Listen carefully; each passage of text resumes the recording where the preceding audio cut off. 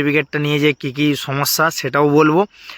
আর central caste সার্টিফিকেটের সম্পর্ক কী আছে এর সাথে সেটাও আমি তোমাদেরকে এই ভিডিওতে বলবো।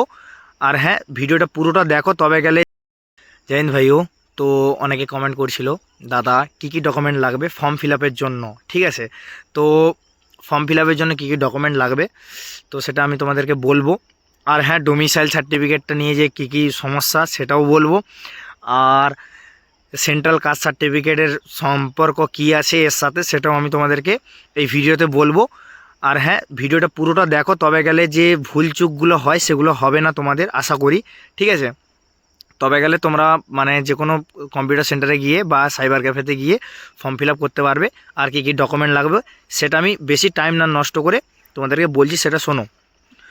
তো ওয়েলকাম আমার ইউটিউব চ্যানেলে। আমি ফোর্স ফিউচার ইউটিউব চ্যানেল থেকে বলছি তোমাদের জন্য। আর হ্যাঁ, আমি একজন আইটিবিপি জওয়ান, 2023 সালে আমি জব পেয়েছিলাম, ঠিক আছে। তো সেটা সাইডে কথা গেল। এরপরে বলি কী কী ডকুমেন্ট লাগবে। কী কী ডকুমেন্ট লাগবে এসএসসি জিডি বা প্যারামিলিটারি ফর্ম ফিল আপের জন্য। তো ফার্স্ট যে ডকুমেন্টটা লাগবে তোমার পরিচয়পত্র। পরিচয়পত্র কি? আধার কার্ড, ঠিক আছে। আধার কার্ডটা লাগবে। আর আধার কার্ডের সঙ্গে যে মোবাইল নম্বর লিঙ্ক করা থাকে, সবাই বলে যে আমার তো বাবার নাম্বার লিঙ্ক করা আছে, সেই নাম্বার কি লাগবে?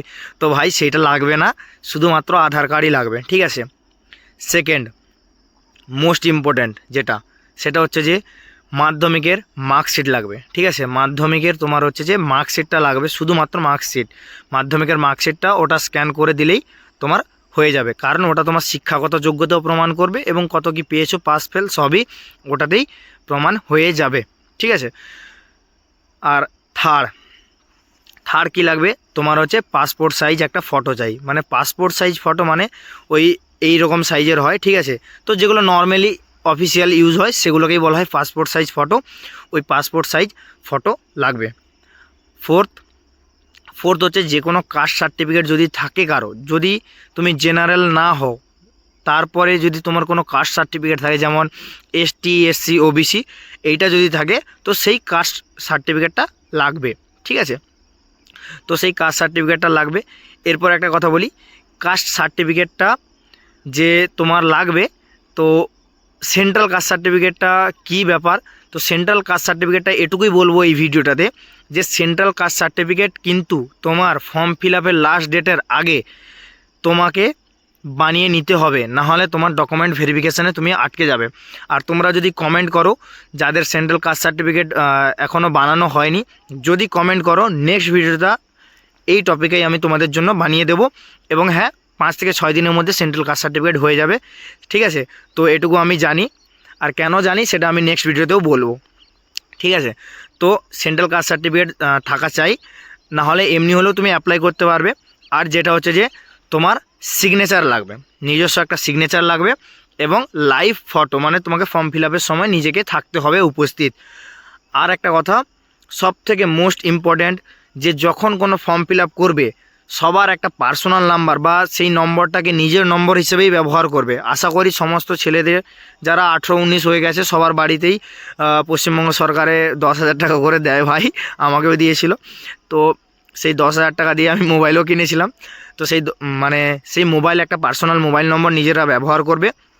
আর মোস্ট ইম্পর্ট্যান্ট একটা কথা যেটা হচ্ছে যে ইমেল আইডি, যে কোনো ইমেল আইডি বলো বা জিমেল আইডি বলো, একটা পার্মানেন্ট জিমেল আইডি সবাই একটা খুলে নেবে।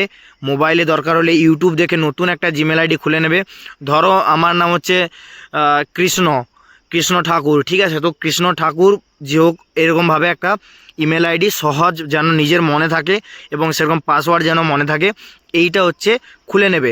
তাহলে গেলে কি তোমার অ্যাডমিট ওটাতে আসবে, তোমার সমস্ত ডকুমেন্ট সম্পর্কিত, মানে তুমি ধরো মাঠে যাবে, মাঠের অ্যাডমিট আসবে, তোমাকে নোটিশ আসবে যে অ্যাডমিট বেরিয়ে গেছে, তুমি অ্যাডমিটটা ডাউনলোড করো, ঠিক আছে। চাকরি পাওয়ার পরেও সেম, চাকরি যখন জয়েনিং করবে সেই ইমেল আইডি দরকার, ইউনিটেও জয়েন করবে সেই ইমেল আইডি দরকার। তো পার্মানেন্ট একটা ভাই ইমেল আইডি বানিয়ে নেবো, আর পার্মানেন্ট একটা নাম্বার, ঠিক আছে। তো এটুকুই বললাম। আর যদি কোনো কিছু জানার থাকে অবশ্যই তোমরা নিচে কমেন্ট করো ভাই। আর হ্যাঁ, একটা তোমরা কমেন্ট করছো না যারা নতুন পড়াশোনা করছো যে এই এসএসসি জিডির জন্য, আশা করি সবাই নতুনই পড়াশোনা করছো। হয়তো 40% করছে না, বাকি 60% তো নতুন পড়াশোনাই করে। কিন্তু তোমরা কেউ কমেন্ট করছো না যে ভাই নতুন পড়াশোনা করলে কীভাবে শুরু করবে, দাদা তুমি কীভাবে শুরু করেছিল। তো কমসে কম যদি 5টা কমেন্ট হয়ে যায়, নেক্সট ভিডিওতে আমি বলে দেবো কীভাবে পড়াশোনা শুরু করবে, কারণ তোমাদের কাছে আর টাইম নেই। ঠিক আছে, তো দেখা হচ্ছে নেক্সট ভিডিওতে। আর হ্যাঁ, একটা কথা বলি, আমার এই যে একটা আইডি দিলাম, ইনস্টাগ্রাম আইডি ফোর্স ফিউচার 777, তো এটা আমার নিজস্ব পার্সোনাল আইডি। আমি যেহেতু বাড়িতে আছি, তোমাদের জন্য, ঠিক আছে, তোমাদের জন্য অনলি, যে কোনো সমস্যা, বিশেষ করে মেডিকেল, তারপরে তোমার ডকুমেন্ট, ঠিক আছে, যে কোনো সিলেকশান প্রসেস, যে কোনো তোমার যেটা মনে হবে সেই সম্পর্কে, যে সম্পর্কে তোমার জানতে চাও, আমার এই ইনস্টাগ্রাম আইডিতে ডাইরেক্ট আমাকে ফলো করবে, আগে ফলো করে আমাকে মেসেজ করবে। ঠিক আছে, আমি বাড়িতে আছি, অবশ্যই তোমরা রিপ্লাই পাবে। আর হ্যাঁ, তোমাদের কোনো সমস্যা থাকলে আমি তোমাদের জন্য ভিডিও বানিয়ে দেবো। আশা করি আমি অনেক দিনই বাড়িতে থাকবো এখন। ঠিক আছে, তো সব কিছু ভিডিও বানিয়েই আমি ডিউটিতে যাব, কারণ আমিও চাই আমি যেমন 19 বছর বয়সে জব পেয়েছিলাম তোমরাও পাও। ঠিক আছে, তো দেখা হচ্ছে নেক্সট ভিডিওতে।